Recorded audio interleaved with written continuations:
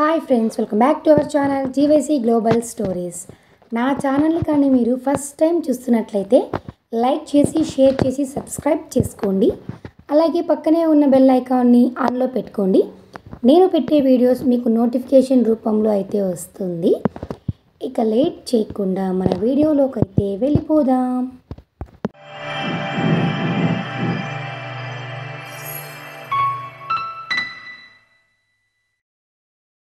ఈరోజైతే నీడలో దాగిన రహస్యం పార్ట్ 4 ముగింపు అయితే చదవబోతున్నాం.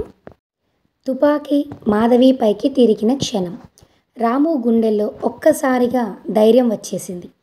అతను గట్టిగా అరిచాడు, ఆగు, నువ్వు ఆమెను చంపాలంటే ముందుగా నన్నే చంపాలి. ఆమె నాకు ప్రాణం కంటే ఎక్కువ. ముసుగులో ఉన్న వ్యక్తి కొద్దిసేపు నిశ్శబ్దంగా నిలబడ్డాడు. తరువాత నెమ్మదిగా తన ముసుగు తీసేశాడు. రాము, మాధవి ఇద్దరూ షాక్ అయ్యారు. అతను రాము చిన్ననాటి స్నేహితుడు కార్తిక్. రాము ఆశ్చర్యంగా అడిగాడు, కార్తిక్, నువ్వు ఇక్కడ, ఇదేమిటి? కార్తిక్ చల్లగా నవ్వాడు.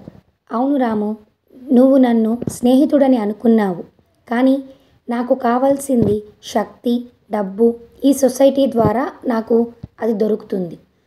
మాధవి మన మీద గూఢాచారి, అందుకే ఆమెను నేను చంపాల్సిందే. మాధవి రామును చూసి అన్నది. రాము, ఇదే నిజం. నేను ఈ సొసైటీకి వ్యతిరేకంగా పనిచేస్తున్నాను. ఎందుకంటే వీళ్ళు వల్ల చాలామంది ప్రాణాలు పోయాయి. కార్తిక్ అసలు రూపం నీకిప్పుడు తెలుస్తుంది అని అన్నది. కార్తిక్ కోపంతో తుపాకీ గట్టిగా రాగదీశాడు.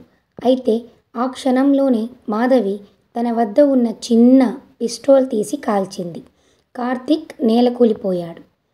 రాము షాక్ అయ్యాడు, కానీ మాధవి దగ్గరకు వచ్చి గట్టిగా పట్టుకుంది. క్షమించు రాము, నీకు ముందే నిజం చెప్పలేకపోయాను, కానీ ఇప్పుడు అన్ని రహస్యాలు బయటపడ్డాయి. రాము కళ్ళల్లో కన్నీరు మెరిసింది.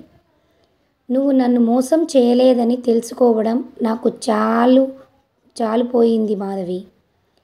నువ్వే నా జీవితం. ఇద్దరు ఒకరినొకరు కౌగిలించుకున్నారు. ఆకాశంలో వెలిగిన చంద్రుడు వారి ప్రేమకు సాక్షిగా నిలిచాడు. ఈ కథలోని ముగింపు. ఈ కథలో ప్రేమ, సస్పెన్స్, ద్రోహం, చివరికి నిజం అన్నీ కలిసిపోయాయి. కానీ చివరికి ప్రేమ గెలిచింది. ఈరోజుతో ఈ కథ నీడలోని రహస్యం అనే కథ అయితే పూర్తయిపోయింది.